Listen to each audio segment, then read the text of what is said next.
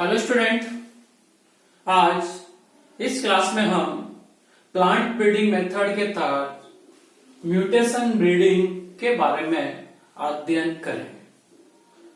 Mutation breeding मतलब उत्परिवर्तन द्वारा जो प्लांट्स हैं, क्रॉप्स है, उसमें इंप्रूवमेंट करना। पहले हमें म्यूटेशन के बारे में समझना होगा कि म्यूटेशन क्या है, उत्परिवर्तन क्या है। उत्परिवर्तन क्या होता है? किसी न किसी म्यूटेशंस के कारण से जो प्लांट्स हैं उसमें अपने पेरेंट्स प्लांट्स की तुलना में कुछ ऐसे परिवर्तन, ऐसी विभिन्नताएं जो अपने पेरेंट्स की तुलना में डिफरेंट होते हैं और वो एक प्रकार से हेरिडिटरी रूप से एक पीढ़ी से दूसरी पीढ़ी में जाती है।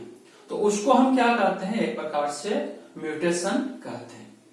तो यह म्यूटेशन के लिए जरूरी है कि एक तो उसमें वेरिएशन उत्पन्न होना जरूरी है और उस वेरिएशन का वंशानुगतता मतलब हेरिडिटी रूप से उसको चलना भी वहां पर जरूरी होता है।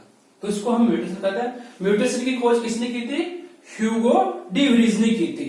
तो ह्यूगो डी व्रीज ने बताया था कि कई बार क्या होता है, प्लांट्स एनिमल्स जिनमें नेचुरल या आर्टिफिशियल मीन्स प्राकृतिक कारणों से या कृत्रिम कारणों से मीन्स म्यूटेशंस के कारण से प्लांट्स एनिमल्स में कुछ ऐसे चेंजेस आ जाते हैं जो कि उनमें अगली जनरेशन में क्या होता है, एक प्रकार से वो वंशानुगत होते हैं। तो ऐसे जो कैरेक्टर्स होते हैं उसको ही हम क्या कहते हैं? म्यूटेशंस कहते हैं।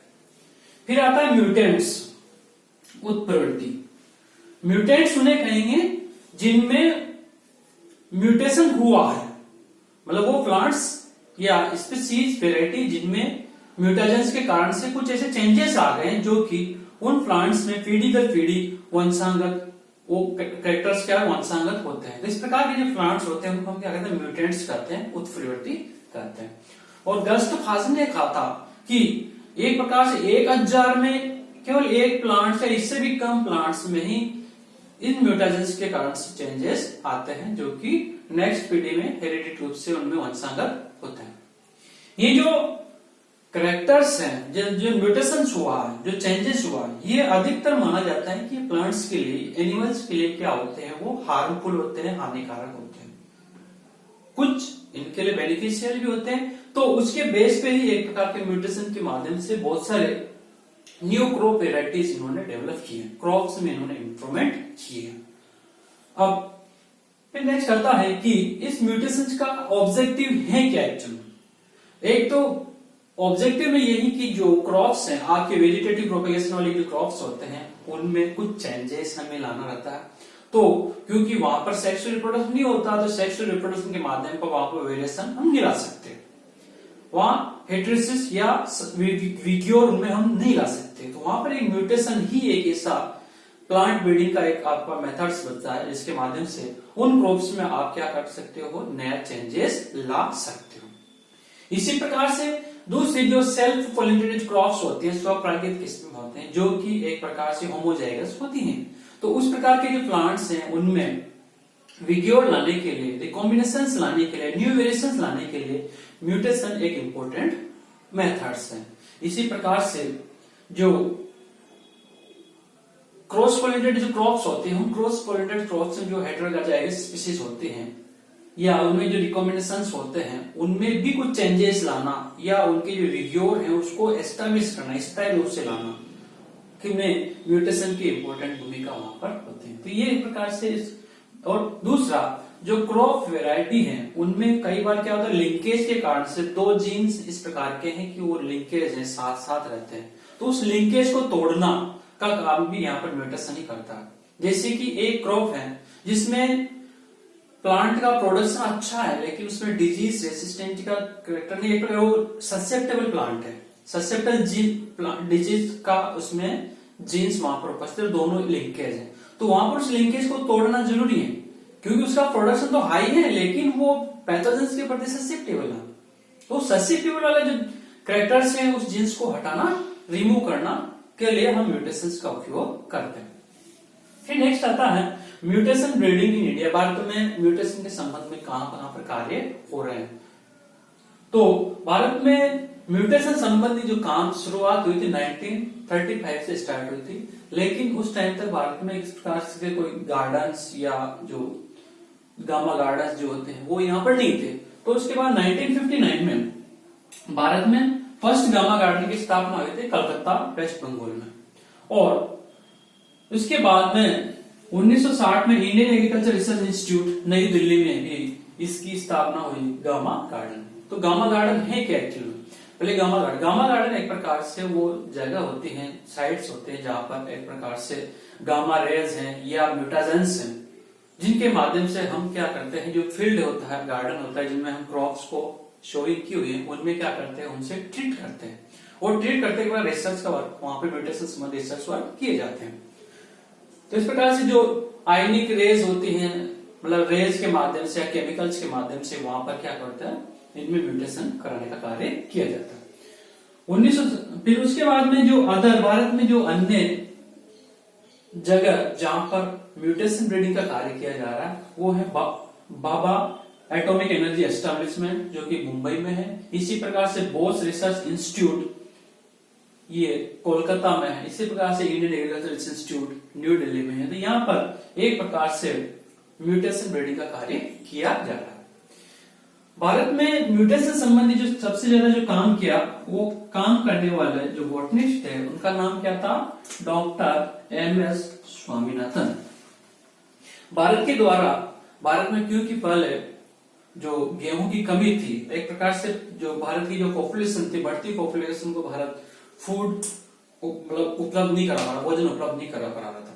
तो भारत ने कुछ ऐसी वेराइटीज अमेरिका से हमने क्या किया था, इंपोर्ट की थी, जैसे कि सोनेरा 64 है, या ये जो स्पीसीज थी सर्वती सोनेरा, जो सोनेरा 64 है, उसमें म्यूटेशन के माध्यम से सर्वती सोनेरा भारत के द्वारा बनाई। इसी प्रकार लार्मा रोजा थी, जो वो जो वीट थी, इंपोर्टेड जो वीट थी, उनमें क्या आता है, बहुत से कैरेक्टर जैसे लाल दाने होना या प्लांट्स का जो छोटा होना, तो ऐसे कुछ कैरेक्टर से उनका प्रोडक्शन कम था। इस प्रकार के क्रॉप भारत द्वारा अमेरिका से इंपोर्ट किए गए थे। इनमें भारत ने क्या किया, अब इनमें म्यूटेशन ब्रीडिंग के माध्यम से कुछ ऐसे इस प्रकार का प्लांट्स तैयार किए जिससे उनके जो रेड कलर वाले सीड्स थे, उनको जो जीन्स थे, उनको क्या कर दिया, उन्होंने रिमूव कर दिया और प्रोडक्शन हाई देने वाले क्रॉप्स का इन्होंने क्या किया, विकास किया।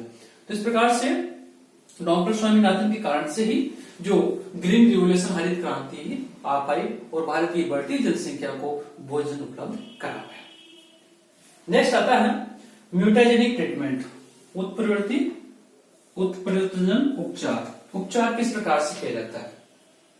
पहले तो हमें एक प्रकार से जो म्यूटेंट जो ले रहे हैं, एक प्रकार उत्परिवर्ती, एक प्रकार से प्लांट्स का कौन सा पार्ट हमें लेना है म्यूटेशंस के लिए।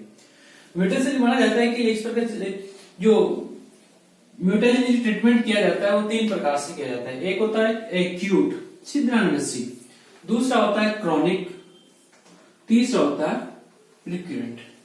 जो एक्यूट होता है, छिद्राणुनसी जो म्यूटेशन ट्रीटमेंट किया था उसमें क्या करता है, एक साथ ही म्यूटेशंस को उनको दे दिया जाता है और कुछ समय के लिए उनको क्या ट्रीट कराते हैं और फिर उसके बाद में उनसे जो म्यूटेशन होता है उसका अध्ययन करते हैं। एक होता है क्रॉनिक, दीर्घस्थायी में क्या होता है, क्रॉनिक में क्या होता है कि यहाँ पर जो एक प्रकार से लंबा टाइम लिया जाता है म्यूटेशन प्रोसेस के लिए, तो यहाँ पर लंबा टाइम के लिए और कम मात्रा में हम म्यूटेशंस के माध्यम से उसको ट्रीट करते हैं, तो उसको बोलते हैं क्रॉनिक।